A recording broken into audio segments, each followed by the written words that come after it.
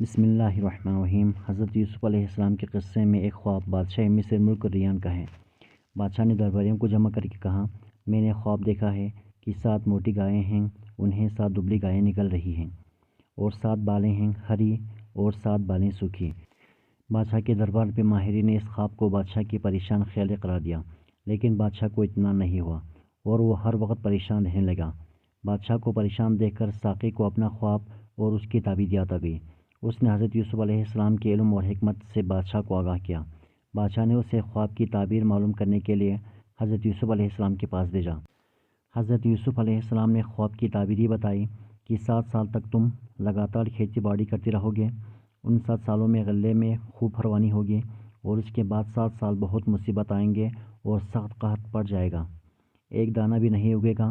ان 7 سالوں میں وہی غلہ کام آئے گا جو پہلے 7 سالوں میں ذخیرہ کیا گیا ہوگا۔ خواب میں مستقبل بینی اور حضرت یوسف علیہ السلام کے بیان کردہ خواب سے بادشاہ بے حد متاثر ہوا۔ اس نے حضرت یوسف علیہ السلام کو رہا کر کے دربار میں حاضر کرنے کا حکم دیا، لیکن حضرت یوسف علیہ السلام نے رہا ہونے سے انکار کر دیا اور مطالبہ کیا کہ اس الزام کی تحقیق کی جائے جس کے تحت وہ قید کیے گئے تھے۔ بادشاہ کو یقین ہو گیا کہ قیدی صاحب حکمت بزرگ ہیں اور یہ برگزیدہ شخص یقیناً بے گناہ ہے، ورنہ الزام کی تحقیق کا مطالبہ نہ کرتا اور جیل سے باہر بہوشی آ جاتا۔ شاہ مصر نے تحقیقات کا حکم دیا۔ تحقیقات کے نتیجے میں حضرت یوسف علیہ السلام بے گناہ ثابت ہو گئے۔